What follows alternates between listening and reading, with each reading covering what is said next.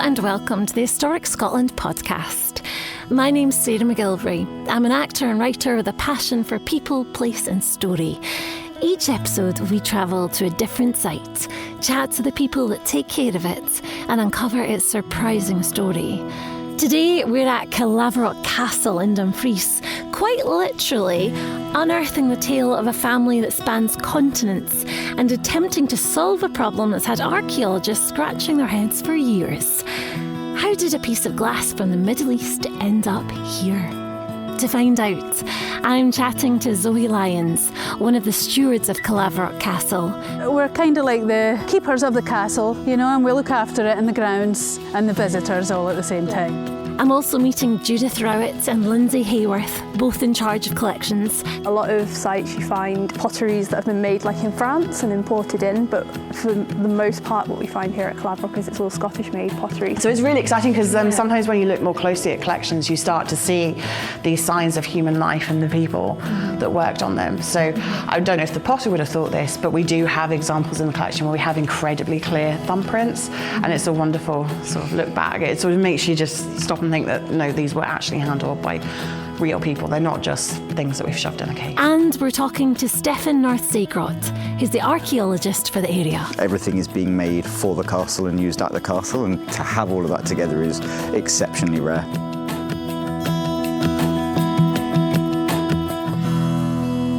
Caerlaverock Castle is one of Scotland's most distinctive medieval fortresses. With its striking triangular shape, surrounded by a wide moat and set against the open landscape of Dumfries and Galloway, it's unlike almost any other castle in Britain. Caerlaverock Castle was owned by the Maxwells. It was built in the late 13th century. The castle replaced an earlier stronghold nearby and quickly became a key defensive site along Scotland's western border. Its design is as practical as it is beautiful. I'm Samuels-Lyons and I've been here for a couple of years. I'm one of the castle stewards. I'm in charge of helping out with crafts and arts, and I'm planning a project at the moment as well here at the castle. What's the project? Can you tell us about it? It's a bio-blitz. What's a bio-blitz? So so bio-blitz is when all our visitors come along and help us discover every single species that we have here on site. We're doing it over a week. Right. But we're doing it over 3 different months this summer because our flora and fauna changes so much here at the castle. Like every couple of weeks things change, so we're going to try and capture everything. So entwined with the landscape is Caerlaverock that it's actually woven into its name. The Ca of Caerlaverock means castle or fort, and Laverock means of the lark. So, Castle of the Lark, or even Castle of the Birds. We get the geese over there, so they all settle over there at the Caerlaverock wetlands.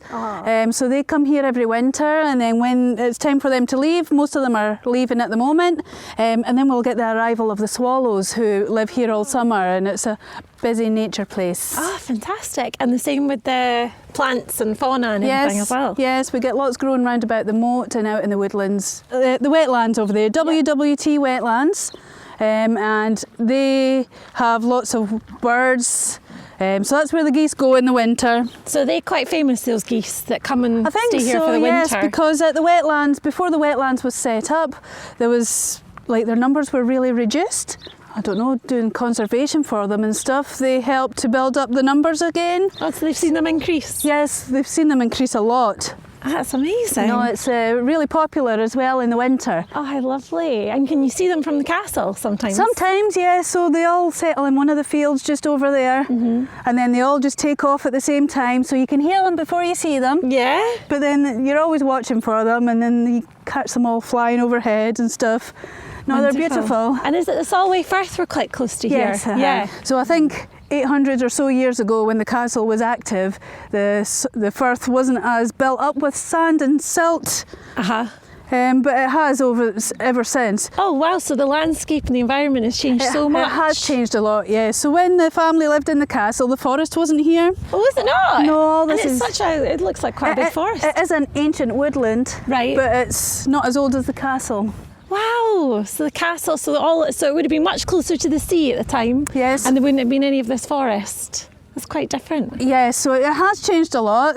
It's lovely. Like, it's a lovely place just to come and chill out for the day, and many people do. Yeah, I can imagine. It's a really strikingly beautiful castle. Like, it's in such a stunning location, all this greenery, and then it looks quite unusual as well, because Yeah. I don't think I've ever seen... Is it a triangle? It is a triangle castle, and I've never seen a triangle castle before. a lot of people come here because of the unusual shape. Right. They've seen it on social media or whatever. Yeah. So when they built it, it was more like a fortress, so there was hardly any of these windows in the side and things. And the family all just lived around the edges of the castle in little buildings that they had. By the 1600s, the family had become quite wealthy by then, and they'd upgraded the castle quite a lot. And there was a lot of changes that they made to the inside of the castle. And what we call it is Nithsdale lodgings. And it was like luxury apartments at the time. So they'd added that part onto the castle in the early 1600s. And then that's the bit that they've decorated beautifully and that you can still see today. So was that an indicator that the family were doing quite well Yes, then? If they had that money for... That was them showing off to the locals. Okay. They like to show off and let everybody know that they were the men. They were the people in charge round here. Over the centuries, Caerlaverock was besieged, rebuilt and reshaped. But alongside these dramatic events, everyday life was also unfolding. We're going to use the terms Old Castle and New Castle quite a lot in this episode. The New Castle is the one built in 1277. The old one is behind it, a little further down the hill, tucked into that woodland that Zoe mentioned. We're heading there right now. And it's a discovery at the Old Castle that brings you and I here today. A tiny shard of glass, barely bigger than my thumb, but from thousands of miles away. I don't want to give away too much about it just yet, but the glass is believed to have come from the Middle East. Somehow, this delicate piece has crossed cultures and continents before ending up in the mud and stone of a remote Scottish castle hundreds of years ago. So how did it get here? What does it reveal about the people who once lived at Caerlaverock? And what can it tell us about Scotland's place in a much wider medieval world? That's the mystery we're about to explore. Our records go as far back as when the family first arrived here and settled. We think they were granted the land by a king. And they started off down here in like a wooden fort to begin with. And then by the early 1200s, that's when they'd gained their wealth quite a bit by then. So they decided then that they wanted to upgrade the castle. So they decided to choose a lovely, beautiful red sandstone. Now the sandstone was found at a local quarry about 9 miles from here, so they would have travelled it down the Nith. All right, use the river to travel. They the would stone. have, yeah. So that quarry is actually still active today. Is it really? 1,000 years later. Wow. It's been ongoing for 1,000 years, and most of the houses in Dumfries have been built with the same red sandstone as the castle. That's amazing. What's it called? It's Lockerbriggs Quarry. Wow. So when they built the castle here with the stone, little did they know that it actually was a wee bit too heavy for the wet ground round here, because obviously we're in the wetlands. Yes. So it just started to sink? It did. It wasn't too long after they built it, they realised the castle had started to sink. This was what the old castle looked like, yep. So it was a square castle? It was square, yeah. I think it was that their wooden fort was also square, so they just copied the footprint of that. And they built it up with this red sandstone. And how long did they live there for? So they only lived in this castle for about 50 years. Okay. Which isn't an awful lot in the age of castles to live. And it wasn't long after, I think it was the 50-year stage where they started building that castle, but they took a long time trying to find somewhere to put it. Right. And that's because they didn't want it to sink. Right. So they learned from the past mistakes. They had, and they didn't want yes. it to sink this time. This is one of our rarest pieces that we found here at the old castle, a piece of Arabic glass. I really like the sound of this Arabic glass. It's very exciting. So I found some experts in this field who can tell us a little bit more about it. Sorry for the interruption here, but we wouldn't be able to make the Historic Scotland podcast without Historic Scotland members. If you're enjoying the episode so far, there's more waiting for you. Historic Scotland members get access to extended episodes with exclusive behind-the-scenes content and reflections that didn't make it into the public cut. Membership also gives you free entry to Historic Scotland sites across the country, free entry to daytime events, and helps support the care and conservation of the places we explore. If you'd like to hear more and help keep Scotland's stories alive, become a Historic Scotland member today. Follow the link in the episode notes for more information.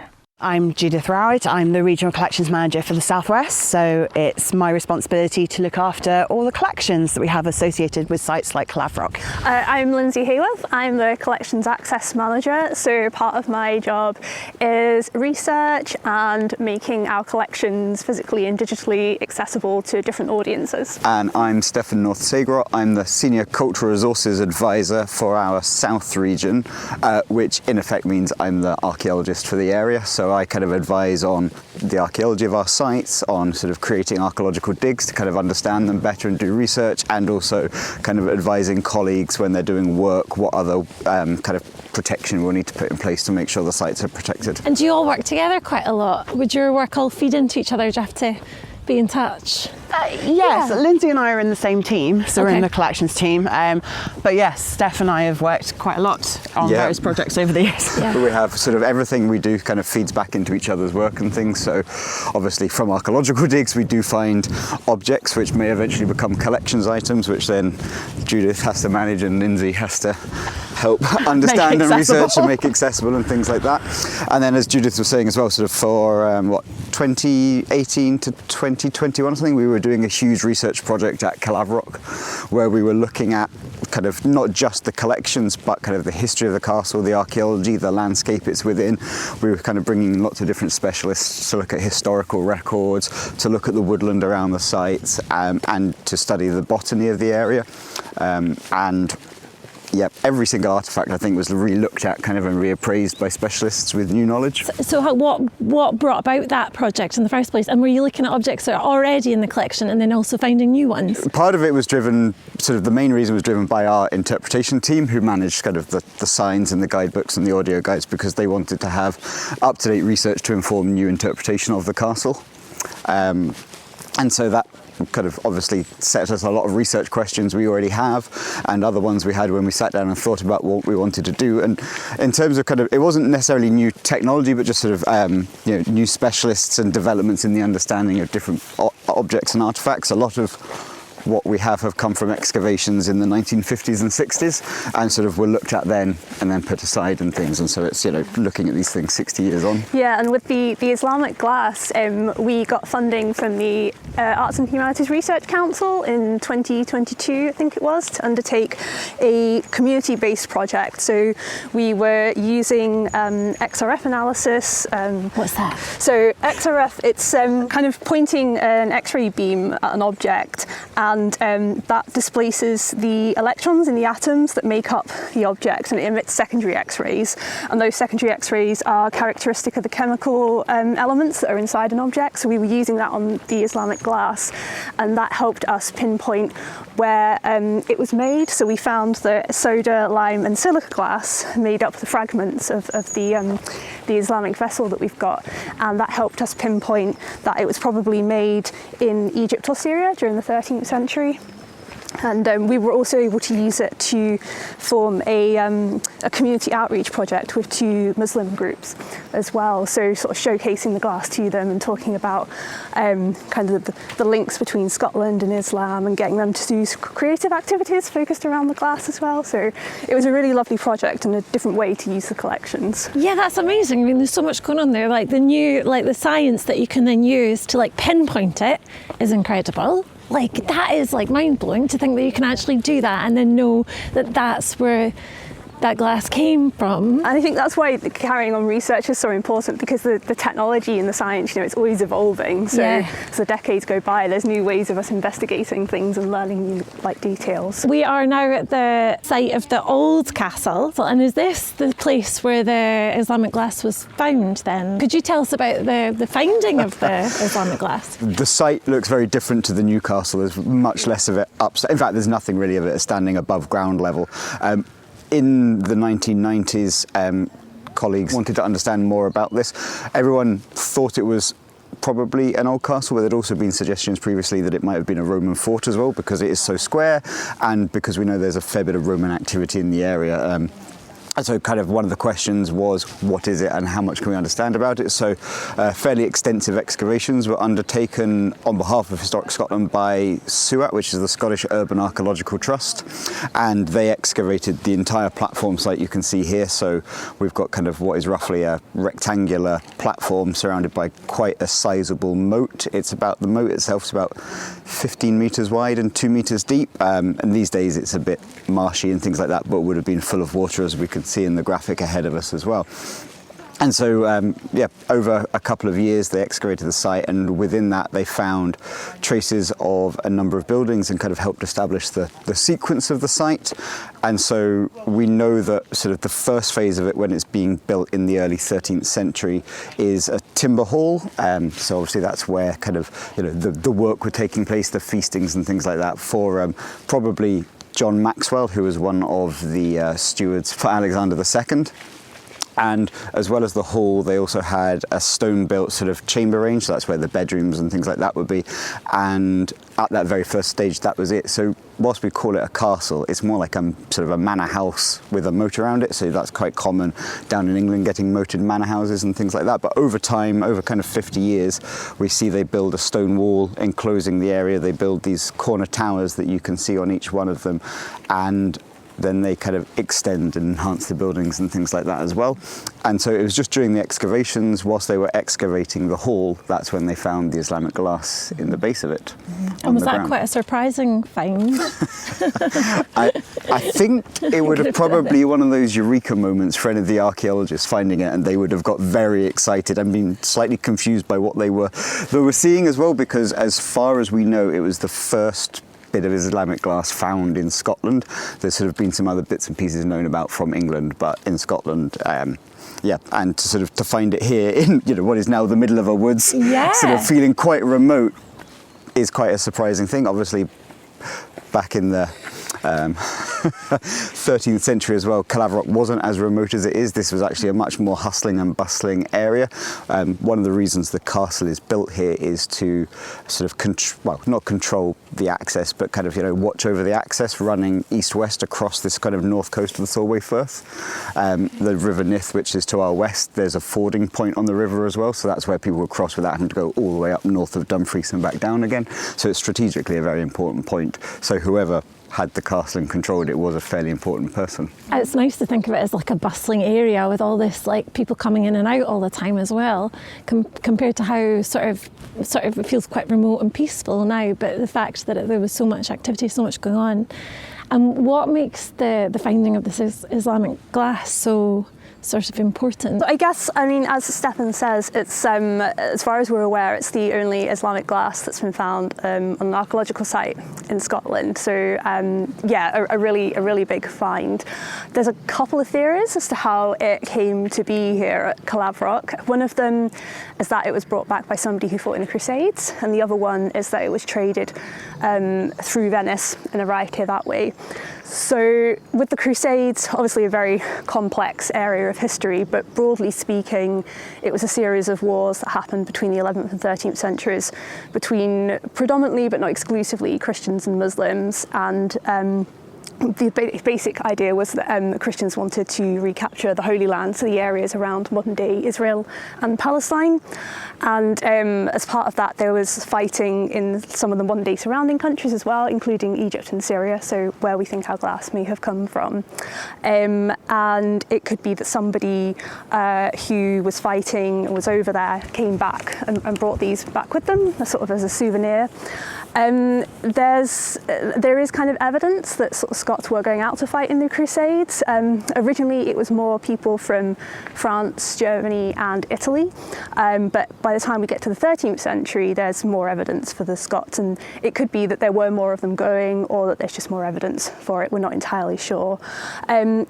It would have been the wealthier people in society that were fighting. It's quite an expensive thing to kind of do.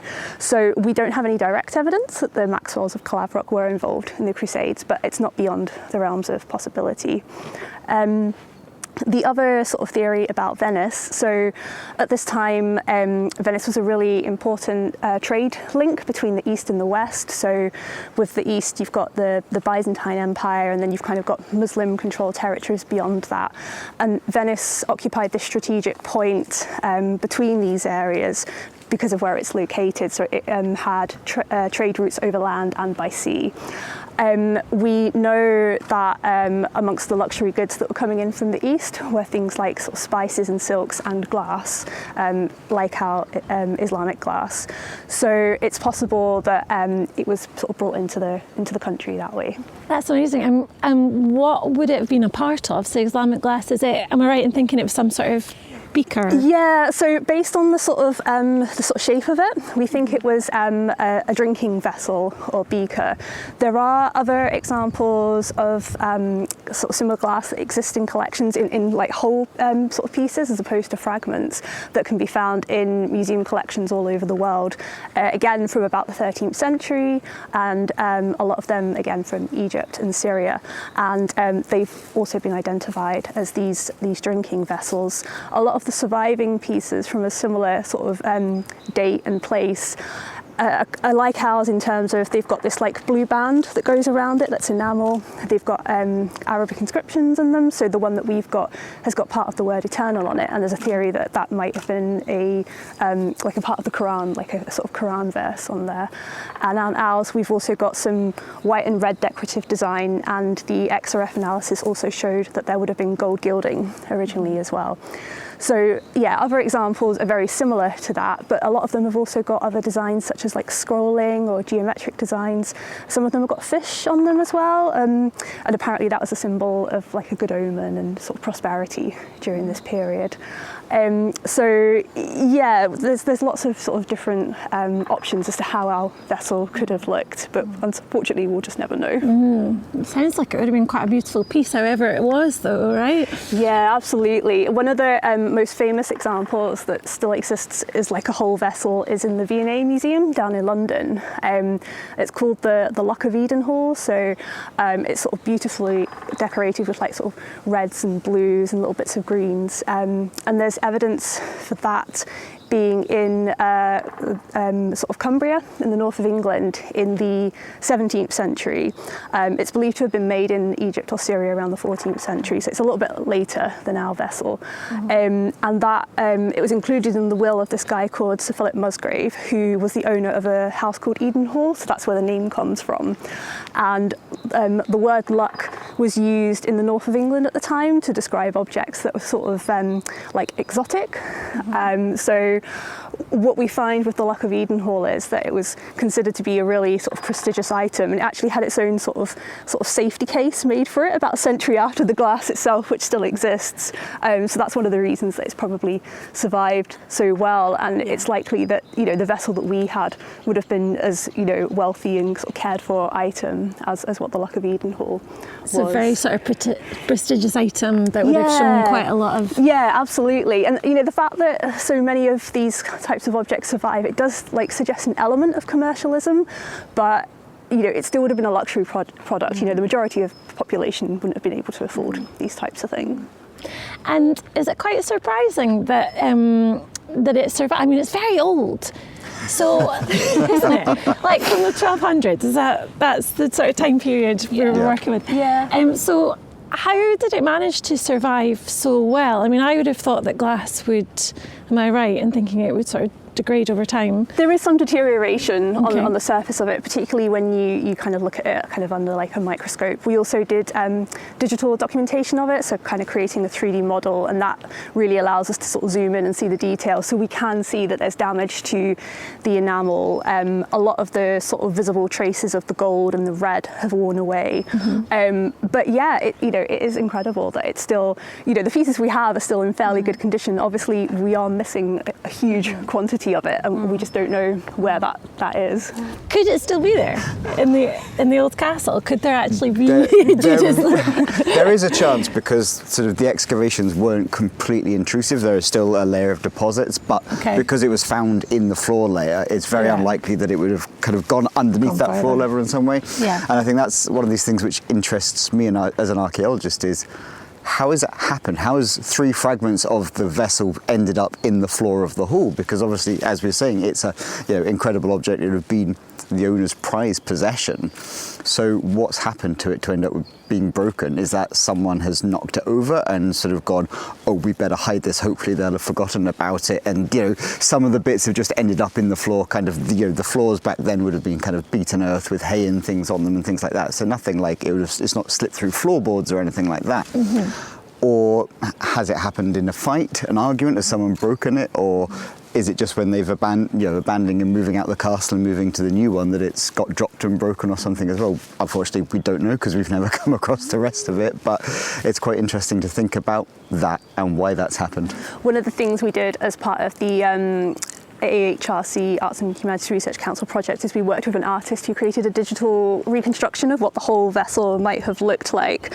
And they can do that just from some fragments? They can then... Yeah, so from the fragments we can sort of determine like roughly what the size would have been, and then from historical research into other examples that survive in one piece, we're able to kind of put together what we think ours could have looked like. So this is the artist's digital reconstruction. That's beautiful. It's like a long with a wider top. Yes, yeah. So it's sort of like a sort of flute shape, so it expands at the top, and it kind of goes upwards here at the base, and that helps with the stability. And you can see the outline here of these are the fragments that we've got, and then based on that evidence and then other surviving examples, this is what we think the rest of the design would have looked like. It is absolutely beautiful with that blue and gold band, and then potentially this sort of fish emblem as well. Yeah, and I mean the blue would have been so vivid, much more so than it is now. It really would have stood out. You can see how prized a possession it would have been, because even now it's absolutely stunning, isn't it? Yeah, absolutely. It's gorgeous. And it also says a lot about, I suppose, like actual the travel and international travel that was going on and the trades that was going on. I mean, when you talked about that harbour just being here, I mean, it really brings the past to life and opens up different ideas of how people were living. I think Scotland and Caerlaverock weren't as remote as we might sort of initially think at this time. People would have been travelling for trade, there would have been pilgrims sort of travelling, as well as people going to fight in the Crusades. So there was a lot of movement of people from the west to east and back again, and people were moving around, they were taking goods with them. I think people in the past travelled a lot more than we really think about them these days. I think, especially in the UK, since we stopped using boats as much, people have forgotten actually how much travel would have been. From here, people could be sailing across to the Lake District, across the Solway Firth. It's such a short journey versus going all the way around and things like that. So even just those small little connections, although I will have to correct on the record on one thing, which is only based on recent fieldwork we've done, which is that the harbour is not a harbour, which spoils all of our stories. No. It means that the picture we have on site in front of us is actually out of date as well. So in 2021, we were doing a project called Weathering Extremes, and we were looking at the reasons for why the old castle is abandoned in favour of the new castle. And some of that work had been started in the 1990s with the excavations, and they were looking at medieval storm events, basically. And what has happened very simply is that various different storm events over the years, especially in the medieval period, actually silt up kind of the coastline, which was only 100 metres or so from where we are, and it started to create these sort of mud flats which go out further, so the coast moved further away, but also the storm events drove water in, and not like sort of tidal waves crashing, but like a tsunami. So it would have been like walls of water coming in and inundating the area. And whilst we don't think they ever actually impacted on the castle, we think it probably meant that the Maxwells went, actually, we're a bit too close to this, so why don't we go a bit further inland where it's a bit higher and on a more stable kind of rocky base to build a different castle and keep ourselves safe. And as part of that fieldwork, we decided to investigate the harbour. But the base of the harbour would always have been above sea level, so you would not have been able to get boats in and out.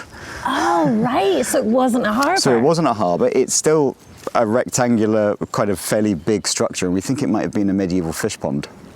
But we can't prove that at the moment because there's no evidence which would sort of show us what that would have looked like. Yeah. But what makes you think it might have been a medieval fish pond? Firstly, they're very common in the medieval period, and they're often associated with castles and sort of, elite upper class housing and things like that. And so just the size and the shape of it fits very well with sort of being like a big pond for fishing, which would have obviously provided a source of food, maybe a bit of sport for them to go fishing as well and things like that. So that's our best guess at the moment. One day we may come up more evidence. We may find documentary records in an archive somewhere about that. That is incredible. It just shows you, like you were saying earlier, about the new science coming in and the new ways of investigating things, then throws up a whole different theory, and actually so you have to sort of reinterpret, I suppose, what you've got. Absolutely, here. So that is kind of cutting edge research, same as the Islamic glass, which has been going on. And obviously, given just the way as an organisation we are, we don't respond instantly and change all the on-site interpretations. So that's sort of part of the programme which our interpretation team will look at going forwards in how to do this and things like that. And hopefully it'll be quite easy just to colour the boats out of the drawing. And I was just going to add on the back of what Stefan was saying about the coastline here. We all think it's quite quiet down here, that it's quite remote, but actually there would have been so many boats going backwards and forwards. The actual main route was on the sea, it wasn't on land. So there would have been a lot of movement backwards and forwards out there. So because you think we've only got the A75, that's just the main route down, but there would have been so many people going backwards and forwards and using that. And so much easier to get across on the sea than it would have been on land. The discovery of this glass is phenomenal, but it's not the only item of importance that's been found here. Remember me saying that the castle and its story is intimately woven with the landscape? Well, it's the same landscape that we have to thank for a lot of these discoveries, including some at the new castle. So we've walked a very lovely walk through the woodlands there, back from the old castle back to where we started in the new castle. And to get in here, we obviously walked over that little bridge that would have been a drawbridge back in the day, which I love. And we also saw the moat there as well. So can you tell us a little bit about, I suppose, the water and the moat and even the conditions around here, it being so boggy and marshy, like how that's helped the preservation of artefacts? So much like the old castle, obviously, as you say, this has got a moat around it again, which would have been partly defensive. Sort of, obviously, a lot of castles have moats around them. Some of them are dry. At Caerlaverock, it's only, I think, one of two in Scotland which are still wet moats as well. The other one's Rothesay Castle in Bute. And what is amazing about Caerlaverock is that in the 1960s, the moat was actually cleared. So it wasn't particularly wet at that point, but our labourers actually excavated all the silt in the moat to get it back down to its original level so it could be refilled. And in doing so, they recovered hundreds of different artefacts from the castle. Wow. What sort of thing did they recover? So it was a huge range of artefacts, kind of a lot of organic material. So things like wood, leather, things we wouldn't expect to survive normally in kind of medieval castles, but it's because they ended up in the moat, which is why they survived. So in the waterlogged conditions, there's a lack of oxygen, which allows for organic material to get preserved. There's not the bacteria or the other insects which would start to eat textiles or eat away at leather and wood and things like that. So they actually survive in these conditions, waiting for archaeologists to come along and find them. And you did? Not personally, but not personally, no. I'm not that Sadly old. And then can I just ask about that pipeline? So when you found like a piece of leather, or when an archaeologist does, what happens to it then? We panic and phone Judith. Judith, what do you say? And Judith tries not to panic as well. So what normally happens these days is somebody like Stefan might give me a call and say we have found such and such item.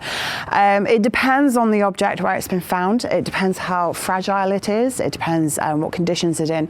So often what will happen is if it's not a simple case of where we would go and pick it up, we will very often bring along specialists. So that could be archaeologists who would come and retrieve the item, but also would know how to handle it properly, and especially things like wood items. So we had a piece of the drawbridge found not long ago in the moat. It was when we had a very dry spell, so the water gone right down and this piece of wood was found, which was really exciting. That's amazing, yeah. But the problem is when water has been, when wood has been waterlogged for a very long time, you can't just take it out and dry it out immediately because then it deteriorates very, very quickly. So that was a case of us having to then phone specialist contractors to come in to remove it, to get it into conditions where we could very, very slowly dry it out. So it usually goes into, Stefan, correct me if I'm wrong, but usually sort of vats of water first, and then we will go through a process of drying it out. So it's still actually with the specialist contractors at the moment. It's a long, long process, but it does mean that we can rescue these objects and minimise the damage to them. Yeah, that must be very satisfying. It is, it's wonderful. So we've got beautiful pieces of leather which are decorated, which would have been high status objects. We have wooden combs that have been found. There's, it's not on display here sadly, but we do have a comb that has like initials, and it's probably a love token. But it's less romantic when you realise that one side has a normal comb and the other side has very, very, very small teeth, which was probably used for removing lice out of your hair. So not quite as romantic as it sounds, but we've got woodworking material. So we've got picks and axes, and we've got knives. We've got so many pieces of shoes as well. So there's huge amounts that have come out of the moat, which are actually very exciting because it gives us a much broader picture of what life was like here than we probably have at a lot of our other sites. But what is interesting and what is missing from the record is actually animal bone. So we don't actually have much in the way of evidence of what they may have been eating here, which is quite interesting because that's normally something normally is found. So that's something that's missing. But on the other hand, we've got all these other things that you don't normally find, and some of them are beautifully decorated as well. So again, gives that impression of trade and of high status, and the fact that yes, we might be in a lovely quiet corner of Dumfries and Galloway, but yeah, it really gives you a sense of the activities that were probably happening around here. And we've got the beautiful landscape as well, so we can see what activities might have been happening. The fish pond, we've got probably what could have been deer enclosures as well. You can see this beautiful woodland around here, so there would have been ample sources of wood. So you can start to get an idea of what it would have been like. It's not just a quiet little corner of the countryside. There would have been lots of different activities going on, and lots of different people with skills coming probably from all over the place to come and work here. So yeah, at various points, especially when they were building things like the Nithdale lodgings, it probably was very, very busy. Lots of different people here doing lots of different jobs. So it's quite exciting to be able to think back to what it was probably like at the time, and to think of how important the activities here would have been. And yeah, there would have been periods where it was effectively a building site, because there were so many sort of phases of redevelopment, and in cases of after some of the sieges, rebuilding, there would have been scaffolding, there would have been sort of stonemasons working on the site. So it's not just a residential area; it's very much like a working area as well. It's so fascinating to me to think about how these tiny fragments of the past can challenge everything we know about ourselves. That tiny piece of glass tells a story of travel, of trade and connection, of people who lived here centuries ago, yet were far from isolated, part of a world that stretched far beyond these castle walls, reaching across seas, cultures and continents. At Caerlaverock, the landscape holds on to these stories. And perhaps that's the real magic of a place like this. Not just what we can see, but what we're still discovering.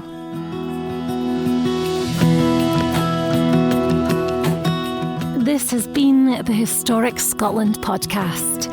It was produced and edited by Adam Stoner, and I'm Sarah McGilvray. Next time, we travel to the Isle of Lewis to explore what everyday life was really like in Scotland's not-so-distant past. From the peat fires and thatched roofs to the rhythms of a community built around the land and the sea. See you then.